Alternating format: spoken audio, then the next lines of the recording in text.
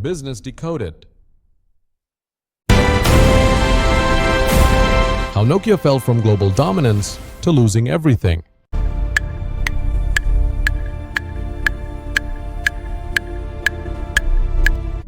In 2007, if you asked anyone in the world what's the best phone, the answer was the same: Nokia. Over 40% of the global mobile market, hundreds of millions of devices sold every year. A brand that felt untouchable. And then, within just a few years, it almost disappeared. Not because it ran out of money, not because it lacked technology, but because of one decision made at the wrong moment.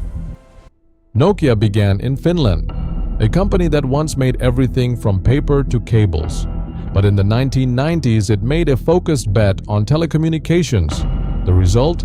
A revolution. Durable phones. Battery life that lasted for days. Unmatched reliability.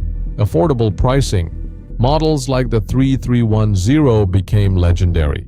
Nokia wasn't just selling phones, it was selling trust. By the early 2000s, the company was at the top. No real competitor, no visible threat. But beneath the surface, a shift was coming. A company called Apple introduced a new device, the iPhone. A full touchscreen, almost no buttons, a completely different experience. Nokia's internal reaction? It's a niche product. It won't threaten us. People prefer keypads. The problem wasn't that they didn't see the iPhone, the problem was that they didn't understand what it meant. Phones were no longer just communication tools, they were becoming software platforms. Nokia was strong in hardware, but weak in software. Its main operating system, Symbian, was complex, slow to evolve, difficult for developers. Meanwhile, Apple built a tightly integrated ecosystem. Google launched Android, open, scalable, and developer-friendly. Developers went where the future was. Users followed the apps. Nokia? It tried to improve the past. Instead of reinventing itself, it kept patching an aging system, and that was the slow bleed. Later reports revealed something dangerous. Engineers knew Symbian was struggling, but senior leadership resisted admitting it.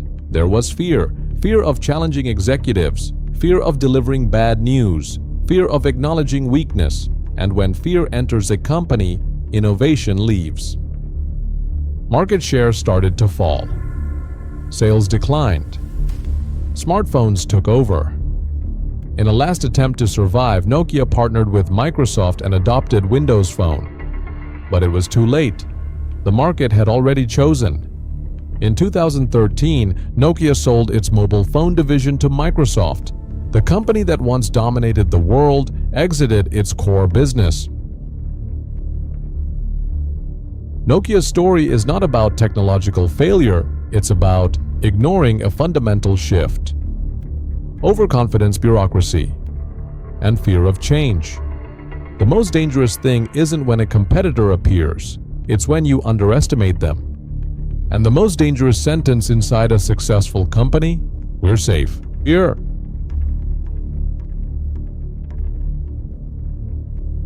Lessons from the rise and fall of Nokia's success can be more dangerous than failure. At its peak, Nokia controlled over 40% of the global mobile phone market. It believed it didn't need to change. The problem? Success created a false sense of security. The lesson: the biggest danger in business isn't losing, it's being successful and failing to see the next threat coming.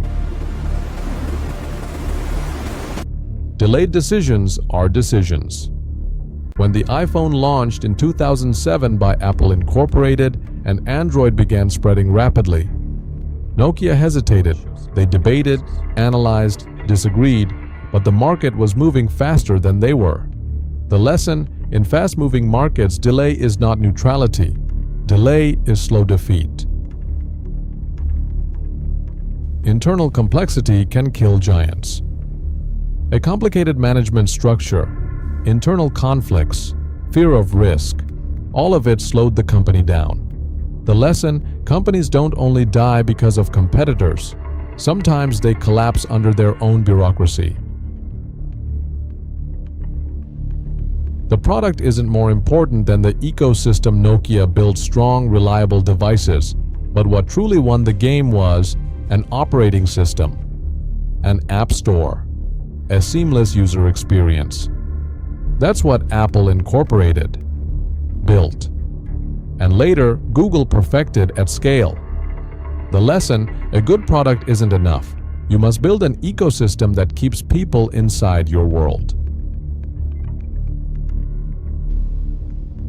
Corporate arrogance is more dangerous than competition.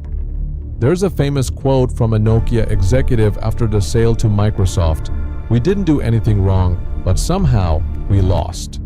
The issue was that they believed they hadn't made a mistake, but in a fast-changing world, not evolving is the mistake. The lesson: you don't need a disaster to collapse. Sometimes being late is enough. The bigger picture: Nokia didn't fail overnight. It declined gradually because of overconfidence, slow decision-making, internal complexity, resistance to change. And that's a lesson for any company, any content creator, anyone starting something new. The market doesn't wait for anyone. Because in business, nothing stays on top forever. If you're an entrepreneur or planning to build your own company, remember this story. Fast success can be a trap. And if you enjoyed this breakdown, subscribe for more real startup stories and business failures explained. Because understanding failure is the first step towards success.